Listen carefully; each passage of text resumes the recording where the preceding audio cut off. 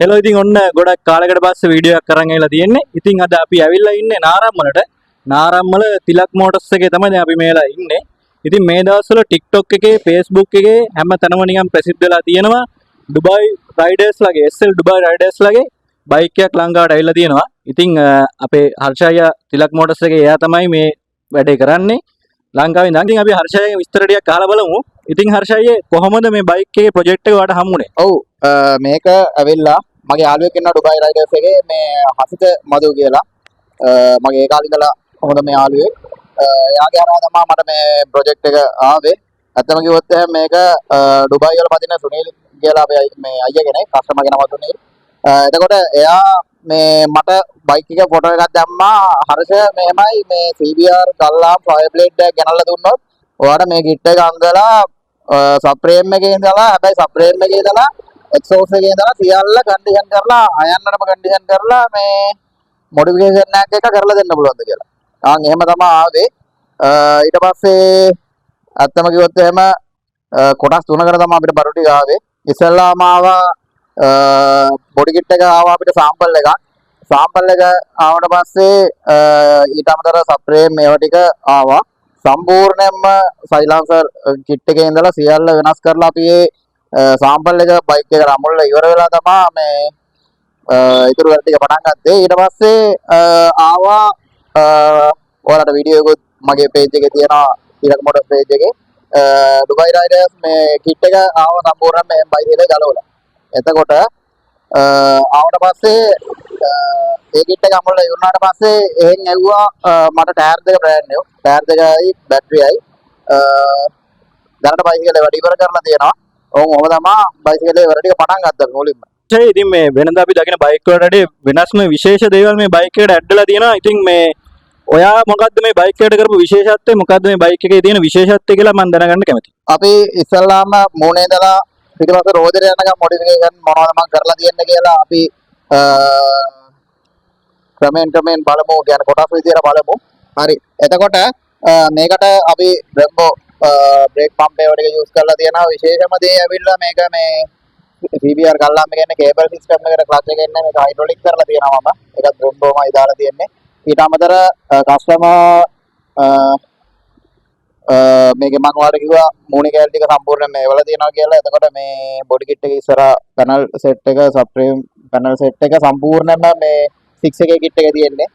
එතකොට CBR ගල්ලාම් එකේ RPM මීටරේ hit මීටරේ දාලා තියෙනවා.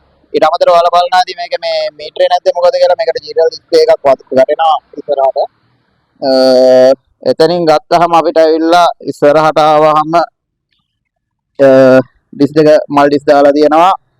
එතකොට බ්‍රේක් පම්පේ වල එක සෑම් බ්ලාස්ට් කරලා තියෙනවා. ඊට අමතර මේ පැත්තට ආවම මෙතනින් මෙහාට සප්‍රේම් එක ඒ කියන්නේ පිටිපස්සේ සප්‍රේම් එක තනිකර 600 එකේම සප්‍රේම් එක අරගෙන අපිට මෙතනින් වෙනස් කරලා බ්ලගට් ගහලා එඩිට් කරලා හදලා තියෙනවා. එතනින් ගත්තාම එක්සෝස් එක ඉස්සරහින් බෙන්ඩ් එකෙන් ගත්තාම සම්පූර්ණයෙන්ම පිටිපස්සට එනකම්ම බෙන්ඩ් සෙට් එක සම්පූර්ණයෙන්ම ඩිසයින් එකක් ගහලා තියෙනවා. එතකොට යොෂිමුරා කාබන් සයිලන්සර් එකක් මේකට යූස් කරලා තියෙනවා. එතනින් ගත්තාම අපිට ආවා මෙතන තව ප්‍රශ්නයක් ෆුට් රැක් එක සයිලන්සර් එක වදිනවා. ඊට පස්සේ අපි ඒකට දැම්මා මේ බුෂ් දාලා ඒවා ඇඩ්ජස්ට් කරලා හදලා දාලා තියෙන්නේ.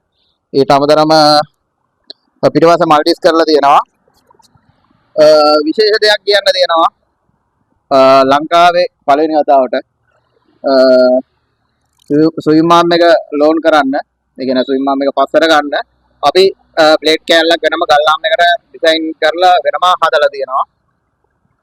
එතකොට එතනින් මේ පැත්තට ආවම ඩුබායි වල තියෙන මේ නම්බර් ප්ලේට් බ්ලැකට් එක.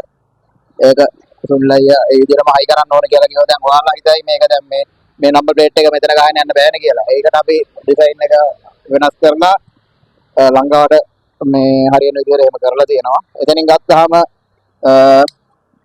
සිග්නල් පැත්ත ගත්තාම සිග්නල් එක මෙතනින් ඉන්ඩිකේට් වෙනවා.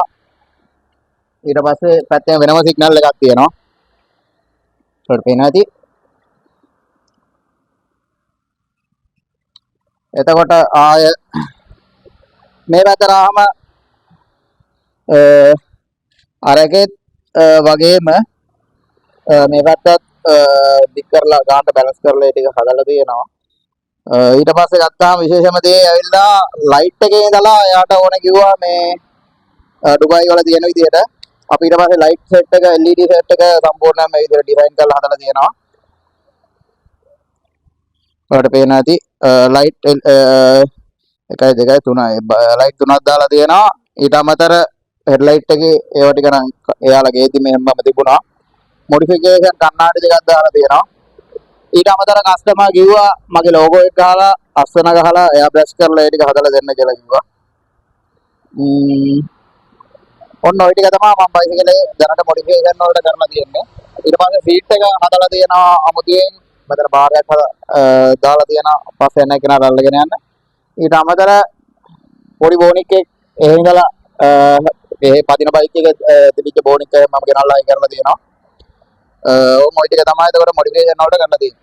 අපි බයික් එක ගැන ගොඩක් දේවල් දැනගත්ත හර්ෂයේ ඒ වගේම මම අහන්න කැමතියි මේ බයික් එක මේ විදිහට හදන්න හේතුව සහ තව ඉස්සරහට කරන්න තියෙන මොඩිෆිකේෂන් මොනවද කියලා අපි දැනගන්න කැමතියි හර්ෂයි. ඔව් මෙහෙම මේක හදන්න හේතුව ඇවිල්ලා ඩුබායි රයිඩර්ස් කියලා ටීම් එකක් තියෙනවා මේ ඩුබායි වල. ඔයාලා සර්ච් කරලා බලන්න FB YouTube සියල්ලගෙම සර්ච් කරලා බලන්න. එයාලගේ මේ මෝටර් ෂෝ වලට ඩුබායි මෝටර් ෂෝ 3කින් විතර වගේ බෙස් මොඩිෆිකේෂන් වලට තේරිච්ච බයික් එකක් මේක.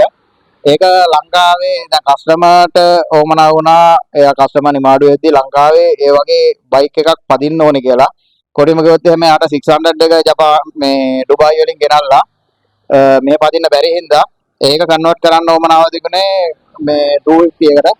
ඒක අපි කරා. ඒ අභියෝගය අපි ජයගත්තා. ඔන්න ඕක තමයි මේ හේතුව.